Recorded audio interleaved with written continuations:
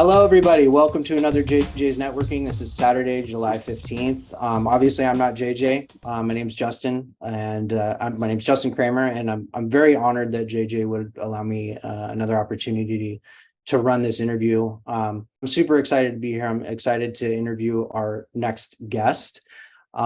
Super great guy. I had an honor of meeting this gentleman at JJ's last networking event at Griffith Park. For those of you who weren't there, I'd recommend coming to the next one. JJ is going to have another one. I know it's probably still in the planning phases, but I know we're going to do another one. So the next time that shows up, be there or be square. But I got a chance to meet him, and he's a great guy, family man. Has been in this business for a while now. I'm super excited to interview Mark Abramovich. Mark, how are you doing, my friend? Let me bring you up on stage. I'm very good, Justin. It was a pleasure meeting you as well while in Yes. LA. Yeah, it was a lot of fun. And for those that don't know, going to JJ's networking events is really cool every time. It really is an amazing event. And, my topic for today, in addition to raising capital, is networking. And how can you beat having more than 100 people? I think at the park, it was close to 200 people all there for the purpose of talking about real estate and meeting other investors. I mean, that's kind of the whole point. So it was a great time. That's great, Mark. Yeah, it was an amazing event. I think you're right. It was like 250. We had quite a few people show up, and Hmm. one of the things that obviously that JJ likes to talk about too is like when you go to these networking events. Did you find it kind of tempting to stay in one little clique when you were there at the networking group, or did you find Because yourself getting out and meeting a whole bunch of people? Like, how was it for you? for me, it usually organically just moves to Yeah, meeting a lot of people and kind of meandering through. yeah, So, I tend to end up meeting lots of people, mhm, throughout. I do know that some people who are shyer will automatically kind of find a spot and kind of talk to one or two people. yeah. But yes, the whole purpose here was, and you had people purposely there to nudge people out of that comfort zone and keep them talking. That's exactly right. Yeah, and trust me, guys, I'm guilty of that as well, or was guilty of that. And now I make it a point. I know that Mark does as well. In fact, Mark, I met your wife before I met you, so your wife was working the crowd uh, Yes. before I even met you, which was amazing. I got your business card and everything. So speaking of your business and what you Hmm. guys do, speak to us a little bit about one. Tell us a little bit about where you're from, what you Hmm. did before you got into real estate investing, and what you're doing Okay. now specifically. I'd really like to know those things. I like the crowd All to know. right.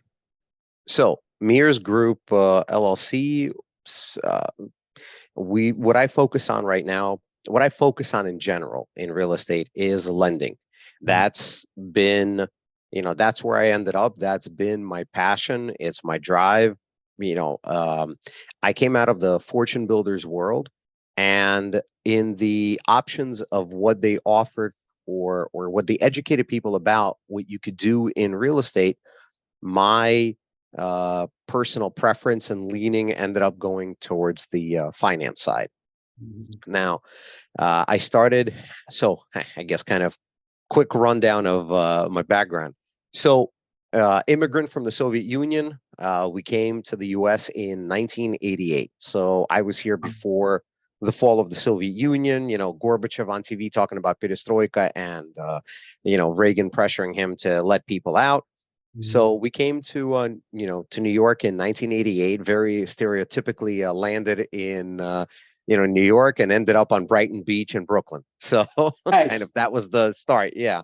nice. Well, thank Um, God for that. Thank God for that. and we, started from there. When it, went to, uh, my parents went to work. We started learning English as fast as we could. I started working when I was about 14. I would clean the office where my mom was an insurance agent. So I'd Mhm. come in, on the weekend, clean the office, made 25 bucks for the day. And at 15, the pharmacy where I was supposed to be able to start working, closed. And I ended up actually washing dishes in a restaurant for $2 an hour, 12 hours a day, five Wow. days a Yeah. week. So it was it was a wild experience, and to this day, there's something very zen about washing dishes. But, Man, but I wish I could make it zen to wash dishes. I hate washing dishes. I can't stand it, but I still do it. But I hate it. I wish I could uh, make it like a zen experience. But yeah. no, it's very cool. The biggest problem wasn't the washing of the dishes; it was the cutting up of the onions. Oh, That was just brutal. And oh, my younger son, so I have two kids. And my younger son is 8. The older one's 13. And the younger one, when he was listening to the story one time, he said, "Dad, why don't you just do what mom does? Why didn't you just put on swimming goggles to cover up your eyes?" yeah, And yeah. I laughed and I said, I said, that's a brilliant idea. I just wasn't smart enough back then. I didn't know mommy yet to show me the trick. That's right. You want to know a So, secret? Everybody who yeah. chops onions, it's not your eyes, it's your Hmm. nose. If you plug your nose, you're Huh. not going to get nearly as bad with the eyes, right? Because it's all about the fumes getting up your nose. I actually learned that from my mom. So just a little tip for everybody on chopping. So I see the comments, and Brenda mentioned I have no accent. Thank you very much. I Yeah, came young enough. I have a musical ear, and I do have an accent, except it's a Brooklyn one. yeah. And it's much more pronounced when I leave, when I would travel outside of New York, and and even now I live in Florida now. And yes, I can hear it, especially when I say coffee.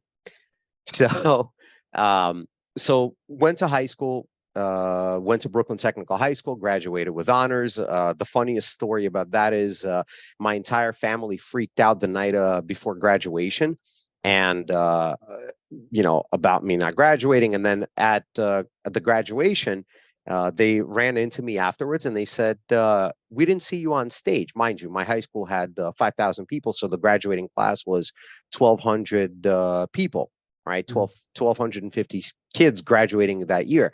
And Mhm. so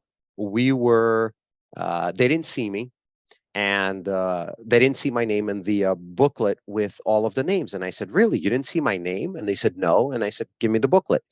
And they flipped past the graduating with honors portion.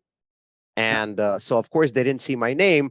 And so I said, "But here I am, graduating with honors." I went to Pratt Institute. I graduated in 2001 with a degree in industrial design, which is it's a blend between engineering and art. And Oh, I went to work, actually, when I was already in college. I went to work at the company where I then spent almost 20 years designing digital dental equipment, wow. which was it was Schick Technologies. Then it got absorbed by Sirona Dental, and then finally Dentsply Sirona. And I designed their digital dental equipment, the sensors, intraoral cameras, panoramic machines, and there was essentially only one designer, which was me. So I was the guy. It wasn't like, oh, there's a bunch of designers. No, I'm the guy, and it's pretty funny. It's like seeing the equipment now in dentist offices, and I'm the guy who did it. I mean, literally got touched by me. When I was leaving the company, they had a company-wide meeting, and they told us the number of people touching our equipment per day was 6 million worldwide. I have 7 patents to my name.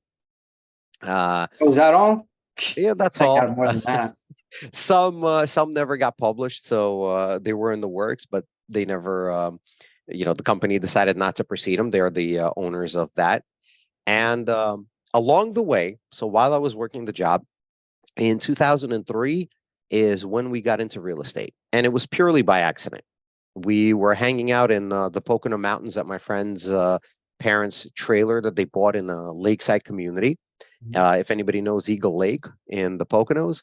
And we were hanging out there on the deck, barbecuing and, talking about things. And, they had just purchased it. And we said, I wonder if this would, work as a rental, a vacation rental. Mm. And kind of the consensus between all of us was, yeah, it would. And we pooled our money and bought a trailer. Now, I tell everybody, back then I knew nothing. Yeah. I didn't know about log boxes. I didn't know about, just a combination log box to leave the keys there. Yeah. We didn't know how to hire people, fire people, have anybody come in. So what ended up happening was we would actually drive up from Brooklyn to open it up for somebody to rent and then drive back down. And if you Wow. don't realize it, yeah, that's a 5 hour That's round trip. so I imagine you found out about combo lock boxes pretty quickly, right? No, I didn't Oh, actually. okay. What I Okay. found out about, what I found out about was avoiding renting just so I wouldn't have to take the drive. Oh man. And Yeah. when I caught myself, now, mind you, we did it for a few years. We made money. It was a great learning experience. We learned about depreciation when we sold, and we didn't make a lot of money on the sale of the trailer, and the rentals definitely covered the annual expenses, but we learned about depreciation and having a tax break. So Mm, that actually played a big part.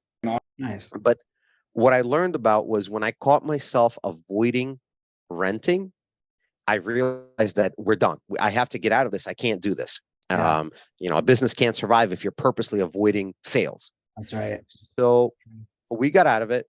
Fast forward a few years, in the meantime, we bought our first house. We had our kids, and we then got into real estate again. So in 2015, my wife told me that we need to get back into doing something.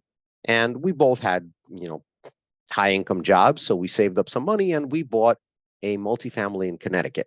Can I ask you a That quick was, question? When you of guys when course, you guys jumped into real estate for the second time, hmm did you guys hang on to your W-2 jobs, yes. your other jobs? Yeah, okay. I just wanted Yeah, to. this was a step in, but a single six family building was not going to replace everything we were That's right. bringing in. That's right. So, mind you, I loved my job at the time. My commute was still not so bad. So, yeah, this was a great side hustle. Yeah, I just wanted to make it clear for people who are going to be watching this on YouTube and you're getting into real hmm estate, if you have a job, I know the idea is to leave your job eventually, but Yeah. don't just leave your job.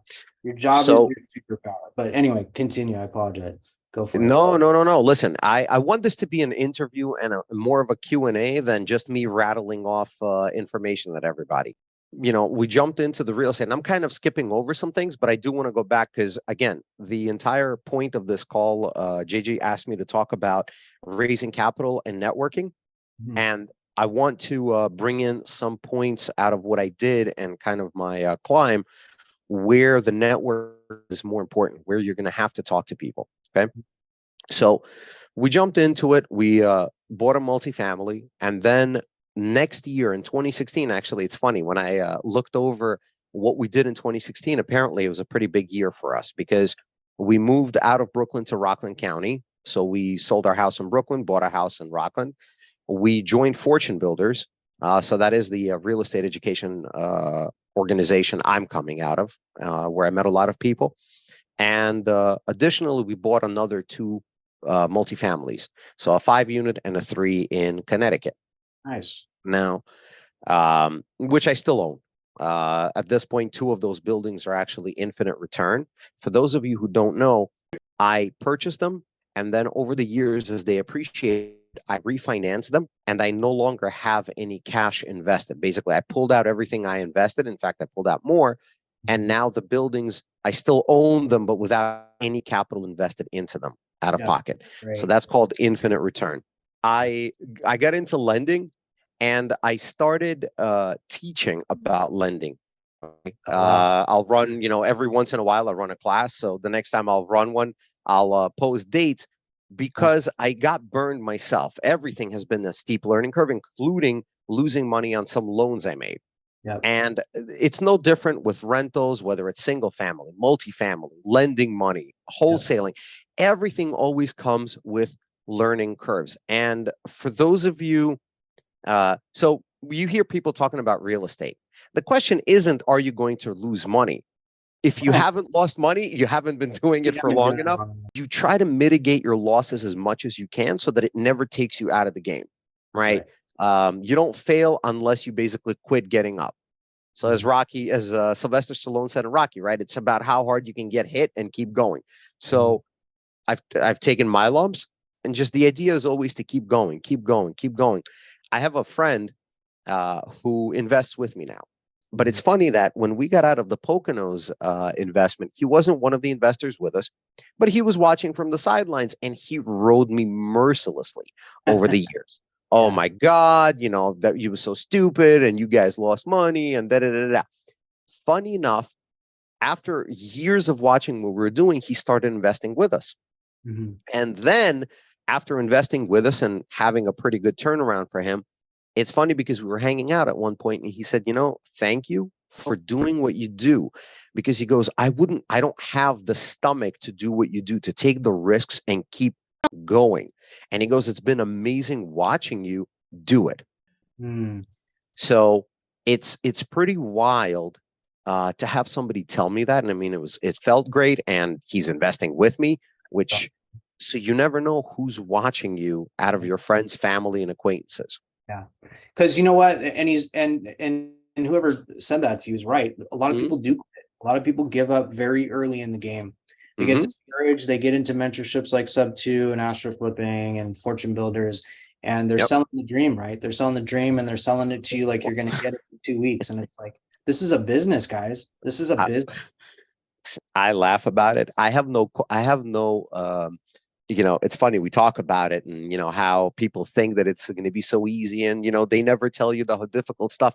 Well, of Right. course, I'm not going to get up on stage and tell anybody right now, if you're going to be a lender, it's going to take hours of work and you're going to lose sleep and whatever else. Like, who's going to start doing any of that? Right. So That's of right. course we're all focused on all the good stuff, but it's work. I mean, like anything else, you have to work at it. Yeah. So But uh, and you can speak to this. How rewarding is it? I mean, it's amazing. my life changed. So we jumped into it. Along the way, we started a property management company. We have a little over 300 doors under management currently.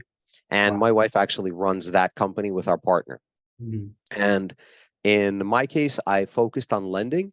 And 2018, I left my job. So January 5th, 2018 was my last day. I walked out a free man. I gave him 6 months notice. I mean, it was a long buildup. And I walked out, Wow, that was quote really unquote. good of you. That was really good of you to give him I 6 months. I didn't listen. I didn't like I said, I didn't hate it. I loved my job. It was amazing. I got to invent things every day. Charlotte can probably feel me on this, right? That you get to do some amazing things on a daily basis, but my commute sucked. I wasn't my own man. That part of it was awful. I would leave in the morning before the kids were up, and I would come home essentially to either put them right to bed, or I would come home after they had already gone to bed. Yeah. So that was no life. Yeah. And so my wife told me, it's time for you to, why don't you build up our, cycle up our business. Now, she came out of the speech therapy world, and in her case, she was working per diem. So the more, she was getting paid per hour, as many contracted hours as she could pick up. And so she said, you know what? My commute is 15 minutes. Why don't you quit, start up our business, get it higher where I can leave my job. And in the meantime, I'll work the hours to cover the money. And that's what we did. And Wow. my wife, some years later, yeah, left her job. She now runs the property management company. Wow. And it's been amazing for us because we get to travel, right? You met me in LA. Pretty much that gets us to today, right? Focusing on today, my job is, where my business is, lending, right? I run a company where we both lend our own capital as well as broker deals. Mhm. And, that's the day grind. Mhm. My wife runs the property management company with our partner. Mhm. And pretty much that's the path. We do own our own rentals. We own 22 doors at the moment. And, when a deal comes across our desk that makes sense, we'll buy more. Well, let's get into the networking and raising capital. Let's Hmm. really talk. Let's dig into this because I know that's Let's what go. everybody's waiting to hear about too. Um, Obviously, if I had learned how to raise capital when I was 19, I'd be way wealthier than I am right now. But Okay. I'd say next to networking and really getting to know the people that are going to be helping you with your business and you as well helping them, like finding the people you're going to bring value to and networking with those folks, raising capital and learning how to raise capital and find the funding you need for your deals is probably the next most important thing in real estate that I can think of, right? Yep. So let's talk a little bit about that. Okay. What would I'm somebody who's, and we can take it from my perspective, but I'd like to kind of cover the broad spectrum for folks who are, especially folks who are new at this. Hmm. What would you say to them? What would you say to them? All right. Maybe their first most important step in the raising capital game. Okay. So first off, I'm going to tell you guys about raising capital that I've done. I'm going to tell you about my approach to this. Okay. We're not talking about, securities and raising, funds of billions of dollars to buy. We're going to talk about the real approach that I've used and kind of what raising capital is without the fancy words. Okay.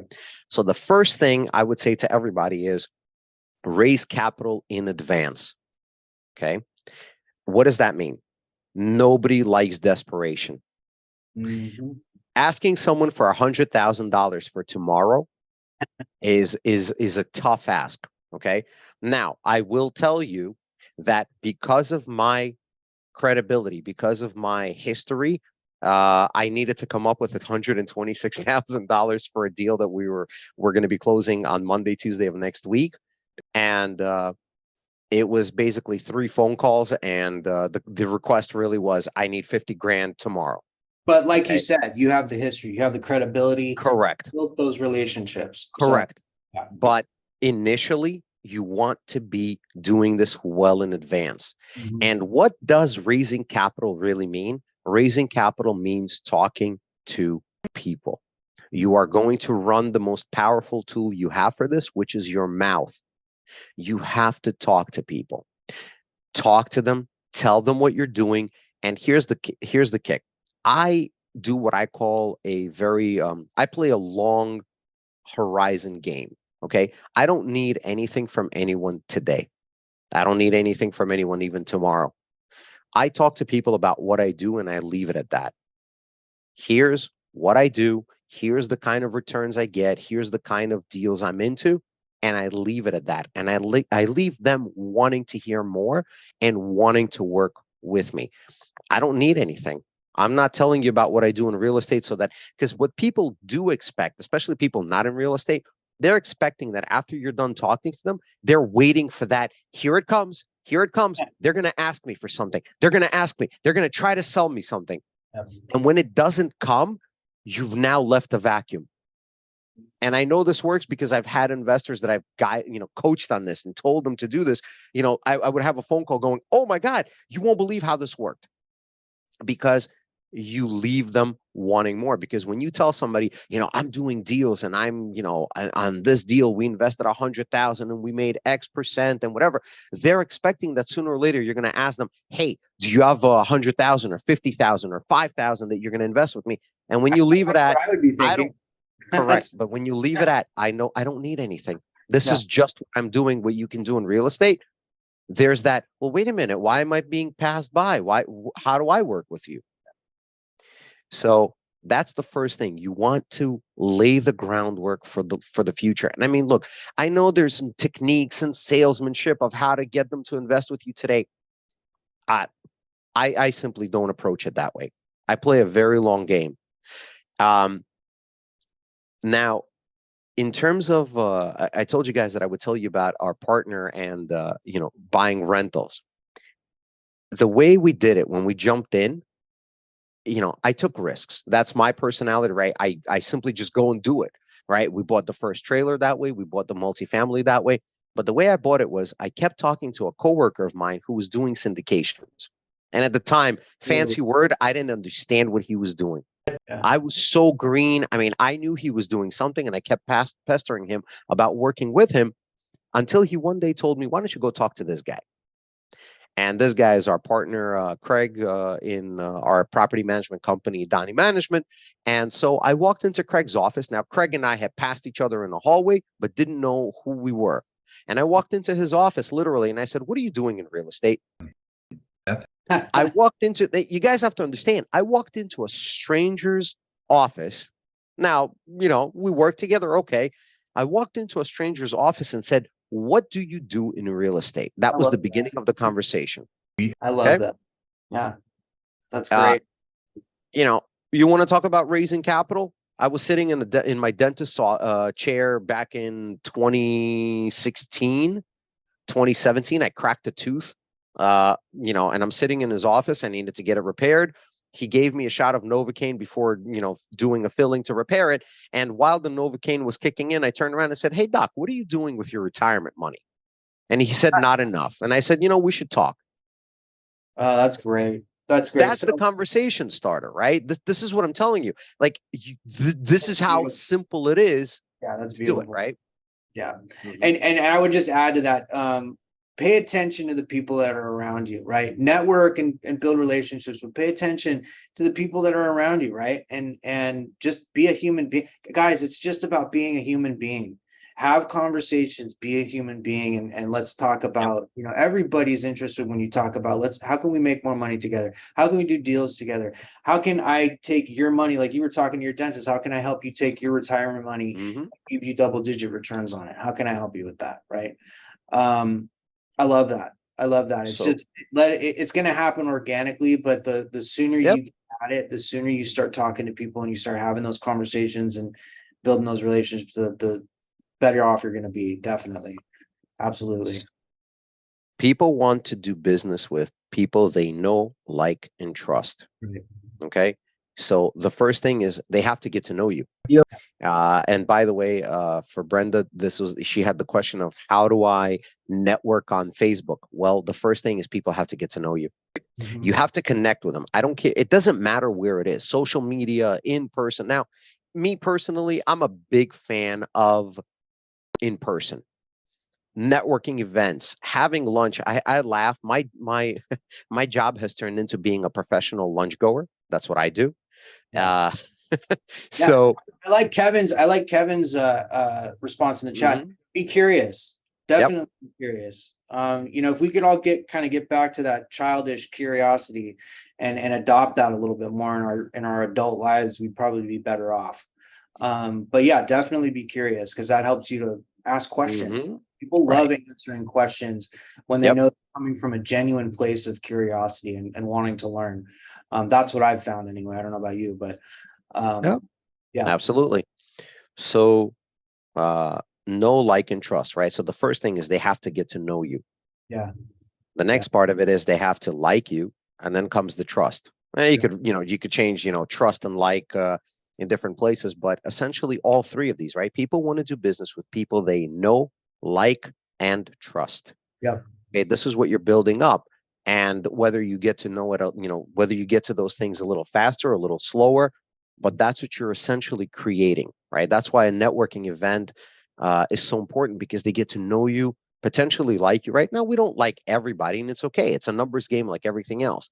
yeah, You find people that you jive with, right? That you have a connection with, and then you build the trust, and then they're doing business with you. yeah, So that's the raising capital of know, like, and trust, right? That's who's going to be doing business with you, who's going to lend to you, invest with yeah, you. And it comes with an interesting conundrum. The first people that you're going to obviously think of and connect with are your friends and family. Friends and family are a double-edged sword. It's both good and bad. mhm, The reason it's good is they know you, hopefully like you, hopefully trust you. The bad is they know you. And I realized that some of my friends and some of the people around me, it's both ways, right? Some of my friends are and family, they'll invest with me, no problem. I can pick up the phone and say, "Hey, do you have 50 grand for tomorrow?" Not a problem. Just send me the pot. I don't need anything from you. I'll wire the money. The other problem is some of them still remember me as a 20-year-old. Not to say I was such a bad 20-year-old, but a 20-year-old loser who didn't know what he was doing. mhm. Okay. The 20-year-old that got drunk with them in a bar, the 20-year-old that, didn't know what he was doing, the 20-year-old that lost money in the first real estate venture, right? Yeah, To they them, still have this perception of you, right? They still have right. this built up perception of you, right? And you have to overcome it, Yeah, right? To them, they don't think about the fact that I'm the same guy that now just got featured in REI Inc.'s magazine, July 2023 issue, right? On Q&A on, investing and capital and everything else. To them, I'm still the guy from 20 years ago.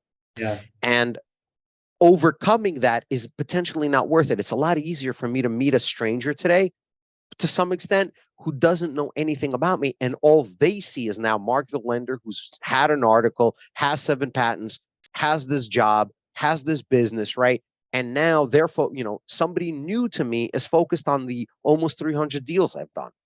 That's it's easier. So what I'm telling you is friends and family are double-edged swords. You're going to discover that it may be easier and it may be more difficult to friends and family, and it may be easier with complete strangers. Yeah, I would reiterate that a little bit. There's only maybe 1 or 2 people in my family that I would ever do business with, ever do investing with. And it's because we have that kind of relationship. You just really got to watch out. People get really weird. Forget about $100,000. People get weird when there's $10,000, $5,000. And it's, you just got to watch out, right? I do recommend, by the way, anybody you do business with, even if you are doing business with friends and family, where it's a close relationship, you still want to have at least a promissory note that spells out what you've gotten and what you're paying them. I'm not talking about legalities. I'm talking about people have, listen, we're all busy. We forget, it's a lot simple. It's simple even, it's simple enough where genuine conversation with my dad, right? What day did I send you the money, and what was the agreement? What was supposed to be the return?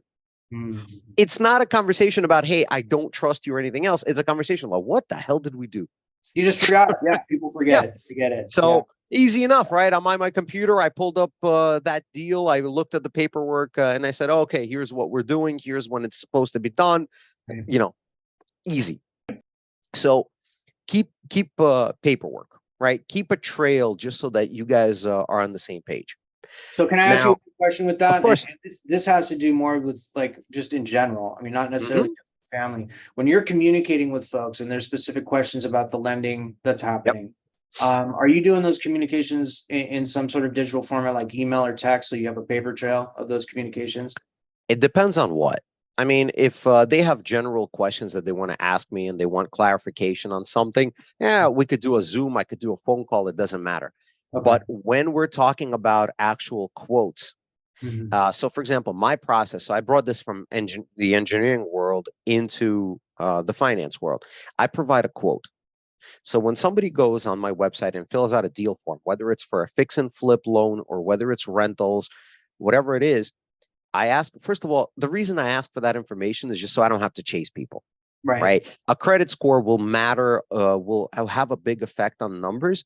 And so instead of having to call up the person or email them back and say, oh, by the way, what's the address of the property? Oh, by the way, what's your credit score? Oh, by the way.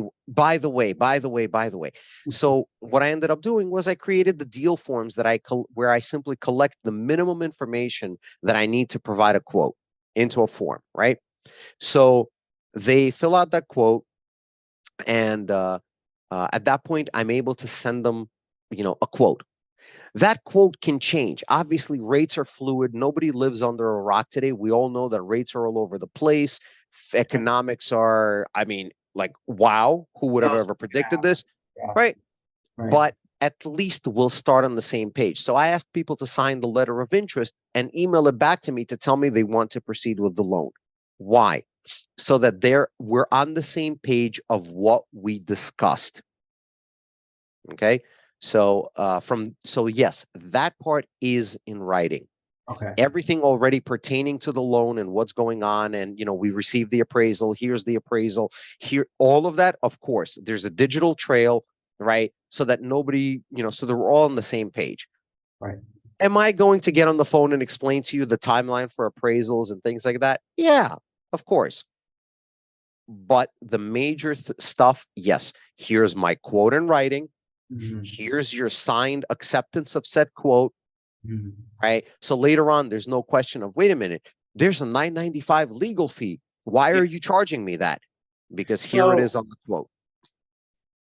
Okay, so let's say you just lent me some money, right? Let's say you lent me some money for a deal, and we're in the middle of it, right? We're in the middle of this deal. Let's say we're fixing a commercial property up, whatever we're doing.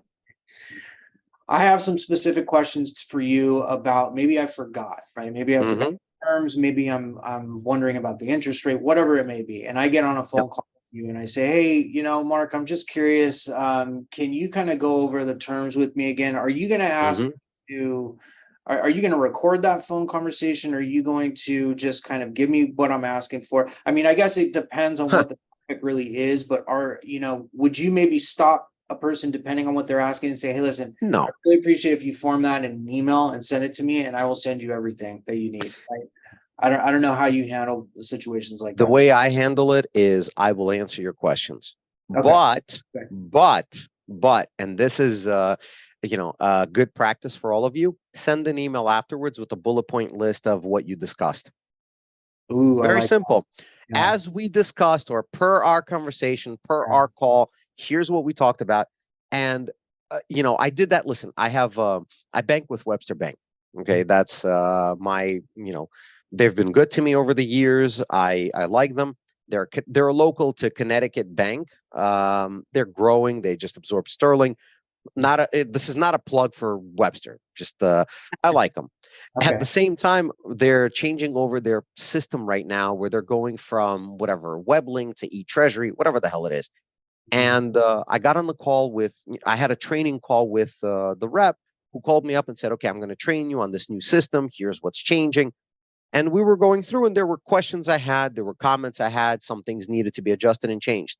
Mhm. I took notes on paper. First of all, I had my notebook next to me. I took notes on the call. And then we still got, I sent an email with, here are the things we discussed. Here's what needs to happen. So I do it whether it's in my personal life with my banker, and I do it with my clients as well about, hey, here's what we discussed. Here's what we're able to do. Here are the Mhm. next steps. So no, I'm not going to stop anybody and say, oh, I'm sorry, I have to record this call. Okay. No, I'll answer the question. I mean, look, we're all human, right? Yeah. So let's have a conversation. Yeah. But then, yes, I'll try to commemorate it. Funny enough, I guess to add to this, today, uh, I had somebody reach out to me, and we're discussing growing our management, expanding it, etc. And we're looking to partner. And this person was asking me some questions about it. And I said, listen, I'm happy to answer your questions. We're supposed to have a live meeting in about a week. Mhm. And I said, look, I'm looking for, first of all, we're friends. And I said, I'm looking forward to seeing you. And I said, additionally, do me a favor, put together a list of your questions and send it to me so we can prepare. It's not a question of, we're not talking about like preparing BS answers and lying about something, but I want to be able to give them the information they actually want from me, right? So if Yeah, that they makes can put sense. it into a concise email, that means I have concise questions to ask about. What are some good places to start? Like, I know, we're talking about networking, we're talking about getting out there and talking about having Hmm. discussions, just being a human being, having discussions with people. Okay. Are there any particular places, lenders or organizations you would maybe recommend for someone who's really getting started and trying to acquire that funding? Is there any place that you would recommend somebody go Okay. from So the from? first thing before so I'll give you one more thing before we jump into where. Mhm. And that would be, for what? Gotcha. That's a question you need to answer for yourself, right? And by the way, if anybody sees me glancing off screen, it's because I have my notes here of what to talk about and kind of the bullet points of what I want to tell you guys. So, funny enough, point number 5 is, what are you raising capital for, right? We just talked about family and friends and talking to them about raising capital. The next question is, what are you raising capital for? This is something that you need to understand for yourself based on what you're investing into, right? I know some people on this call are doing syndications. I know some people on this call are doing renovations. I know some people here are doing other things, right? So the question is, what are you raising capital for? Are you raising it for a loan, right? Do you need to borrow money? Do you need to partner with somebody for equity? Let's say you want to buy a rental and you're going to need to put down 20%. You don't have all of it. So you're looking for a partner to partner with you for that equity investment, right? Or are you looking to raise a security, right? And by the way, syndication is a fancy word. What it really means is two or more parties getting together for a common purpose. Yeah. That's a syndication, right? It's funny, when the syndication attorney who taught me this was giving an example. He said, when you get on an airplane technically the pilot and the passengers are in a syndication. We're all there for a common purpose. That's Okay. an interesting way of looking at it. Yeah. The big difference is it a security? Now, by the way, the disclaimer on all of this is I'm here to give you guys an education and maybe entertain you a little bit. For everything I say, you're going to talk to an attorney or a CPA, right? Somebody licensed, a licensed professional in this. And with that being said, the big difference, right? Syndications are when you get together with two or more people for a common purpose, right? So if I buy a rental together with you, Justin, we partner up and we buy a rental together in one LLC, you and I are in a syndication. At the same time, if Al is raising capital for a huge project and he comes to me and says, Mark, I want you to invest money with us and we're going to be the ones controlling it, that is now a security. Okay. So that is the big difference. So the question that, first of all, everybody on this call and everybody that's listening to this recording, the first question you have to answer for yourself is, what are you raising capital for? Right. And that's going to give you a little bit more targeted idea of what to do. Now, mind you, when I talk to people, I don't have like this big overarching idea. I'm just talking to them and finding out what they're interested in. Because in my case, maybe I'm going to raise a fund, and I do have a syndicated fund that I run, 506B fund, right? So I actually have to have a pre-existing relationship with people before I can offer them investing into it. 506B allows up to 35 non-accredited, sophisticated investors, correct? And that's precisely why I formed it, because it's funny, at the time when I was forming it, even I wasn't accredited. I was wealthy, right? Actually, what's funny, my house, you don't count your primary residence, and my primary residence had a lot of equity in it. And it was funny that the moment we moved from New York to Florida and I liquidated that equity and dropped it into my bank account, instantly I went from sophisticated to accredited. Whatever, right? Yeah. It's funny how fast that can happen, right? On the one hand, you're talking to people just to meet them and establish a relationship. And at the same time, you want to have some goal, right? If you're a person who invests into, if you're buying rentals and you're looking for people to partner with you so they can bring equity, that's a very different conversation. And that's a different group of investors than it is to raise a syndication for huge multifamily projects where you're looking for millions of dollars. And you're, by the way, looking for a very different class of investor as well at that point. That's okay. Right. So depending on what you're doing, it will determine who you're talking to also. So you want to determine who. Now, where do you talk to them? Well, guys, you heard me talk about, I talked to my dentist. I talked to the owner of the deli where I was buying my food. I talked to friends and family. In fact, raising capital. So here's a story out of my kind of career. I was doing a loan where I didn't have all of the money, but literally the loan was coming from our company. And so we were hanging out on vacation where it was my kids and my friend's kids, and it was me and my friend's dad hanging out, just talking about real estate and business. He's a business owner, did his own thing. And we were talking. I wasn't soliciting money. I was telling him about real estate lending and investing and just discussing what I was learning in Fortune Builders and discussing how things are going. And so there was no ulterior motive. There was no, I'm going to tell you all this information. I need your money. No, we were genuinely talking to each other as business owner to business owner about, hey, how do you do this? How do you handle these scenarios? And this deal came up.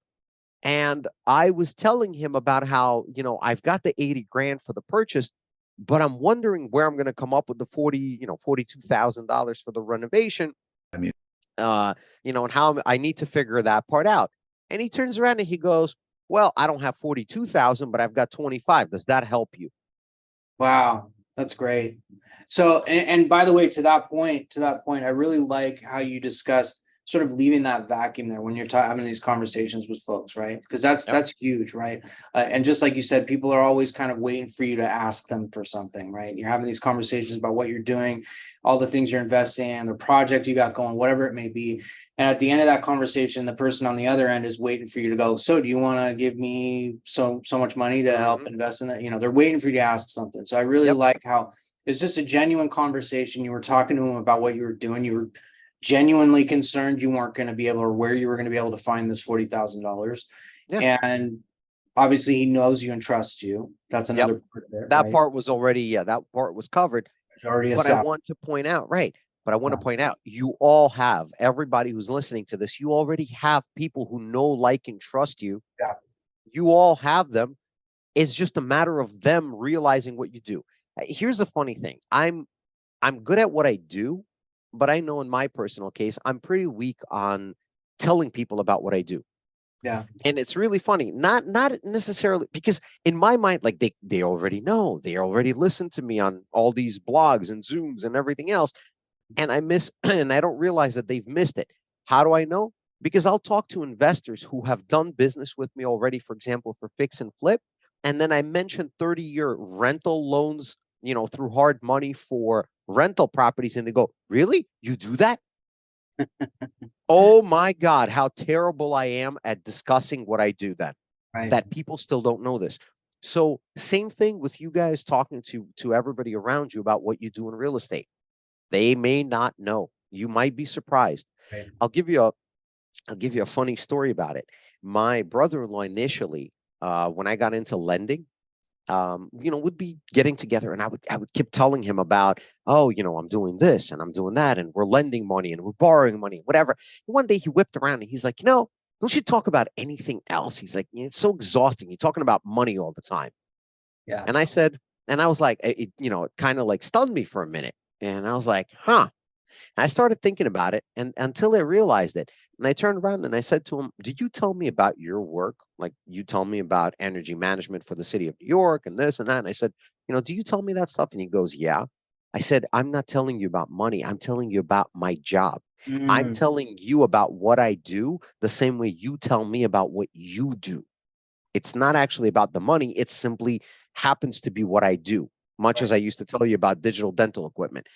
And it was funny because it shifted the dynamic, right? We're no longer talking about money. Now we're talking about, what I do. Mhm. So that's what I'm telling all of you guys to do. Talk to the people around you about what you do. Yeah, just be a human being, talk to them about what you're doing, have genuine conversations with Yep. folks. Um, So sorry. So going back to where RIA meetups, mhm. networking events, Facebook groups, right? This is everywhere you're in. It's funny when we were at the networking event in LA, right? And JJ was telling the group about what you could do and how networking is so important and what you can do to raise your awareness and have your own groups. And I kind of yelled out, or you could just leverage knowing JJ. Yeah. And it's funny that people kind of turned around and everybody kind of gave me this look. And listen, a lot of people I didn't know this. I didn't know who I was or the fact that JJ and I are friends, outside of real estate, right? That's the thing. I'm genuinely friends with the people I do business with and vice versa. I want to do business with my friends. Yeah, that's a And big deal. That's a big deal. I don't want to just skirt over that. Like you're saying you're yeah, friends with folks that you're friends with the folks that you're doing these things with. A hmm lot of people think it's just kind of these like dry business connections. It's like, no, no, no. You want to establish relationships with these people, yep, right? And correct. again, we're building trust, we're building relationships, and that's what it's all about. So that's a big deal right there. Um, and I'm sure also, there's ups and downs. I'm sure there's benefits and problems with that, with having, relationships where you're friends with people that you're doing deals with. But what better situation to be in, if you're going to get into a financial situation or somebody's going to lend you hmm money, to have that trust, right?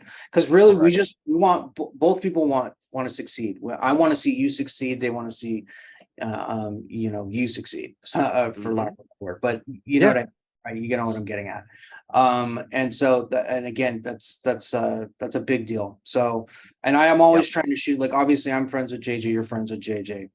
And we're all trying to become friends. We're all trying to network and become friends. But pay attention to the people that are around you. You never know, right? You never know who could be listening to correct. you, and you never know who um who's out there, who you're meeting, right? Pay attention. Yep. But anyways, I love that. I love that very much. So I don't want to get into too much of the mechanics. I wanted to ask you some questions about the mechanics of it, but I know Mechanics of what? well, the mechanics of lending. Like you're lending to somebody, but how about the Yeah. mechanics of you receiving the Mechanics are pretty simple.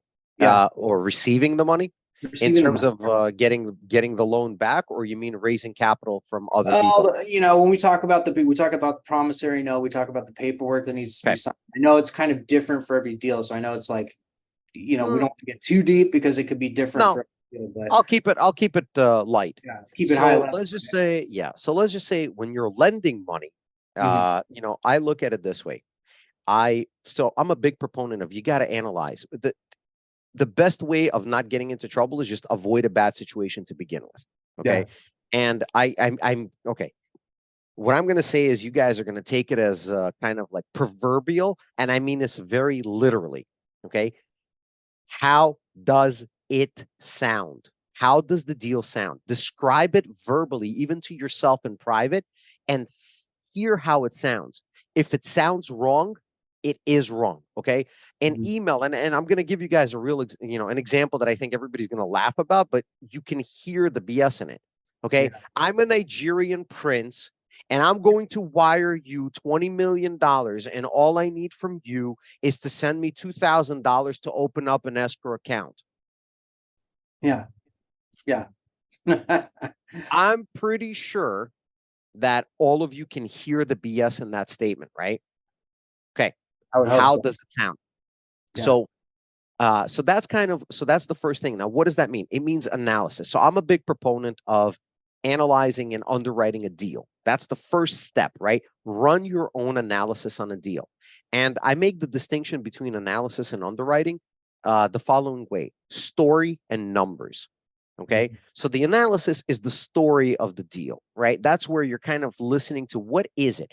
Who's doing the deal? What is the deal? Where is it being done? Right? The who, what, where, why, how questions. Okay. Important. Right. Mhm.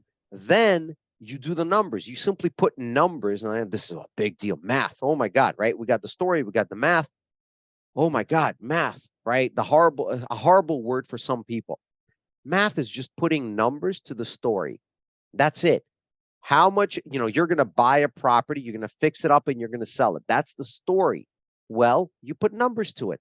You're going to buy it. Great. What's the purchase price? You're going to renovate it. Great. What's the renovation cost? You're going to sell it. Great. What's the expected sales price? What's the after repair value? Okay. That's your story and math part of this. So you do one analysis. You're welcome to, everybody that's on the call or listening to this, you're welcome to visit mearsgroupllc.com/underwriter and download the Excel spreadsheet that I use actually when I look at my own deals. And I made it available for everybody so that people can analyze a deal and know if it's a deal. So one, underwriter, right? One, analysis. Two, insurances. So this is when I'm lending for a fix and flip. I want two insurances. One of them is the property insurance. One of them is the title insurance. Okay. Mhm. Property insurance is in case something happens to the physical property. Title insurance is in case somebody shows up, in a month and says, wait a minute, you guys bought this property, but I'm actually the legal owner and it was never supposed to be sold. Give it Mhm. back to me. Mhm. Well, guess what? Whoever cheated you, right, has already left with that money. Bonded So with it. Yep. this is what the title policy covers, Yeah. including, violations from the city. If anything pops up, again, that's what the title is for. And then three pieces of paper, three documents: the promissory note, the personal guarantee, and the security, which is the mortgage or the deed, depending on the state. Okay. Okay. So Makes sense. again, one analysis, two insurances, and three documents. Okay. Okay. So that's the simple basics of when you're lending. There's more stuff, right? Do you need to Obviously. collect a W-9 from the borrower? Yes, that's a good idea. Do you want to have a rent assignment clause in case it's a rental property so that in case you have to go after it, you can have the rents transferred to you? Yes. I mean, there's a bunch of other stuff. I'm here to at least give you the minimal stuff to Yeah. keep yourself safe. But again, you as the lender, you want to trust the person. You want to trust the person you're lending to, obviously, right? So Correct. you want to vet that person if you don't know them that well, obviously. But again, the more Correct. relationship you build where they know and trust you, Yep. again, easier it's going to be for you. So yeah, Now, the mm, mechanics of taking in money. mm, Okay. This is where it gets a little different depending on what you're doing. mhm. Okay. The mechanics of opening up a fund and doing a security, that's a whole different animal. We're Yeah, talking about, hiring a firm, we're talking a law firm to draft up your private, PPM, which is the private placement memorandum. We're talking about opening up companies. We're talking about uh, bad actor questionnaires and who's running this thing, et cetera, et cetera. I'm not getting into that right here, right now, because a it's a lot. Yeah, very in-depth. we Yeah, would be it is here. a lot. We would be Right. here all day, right? Talking.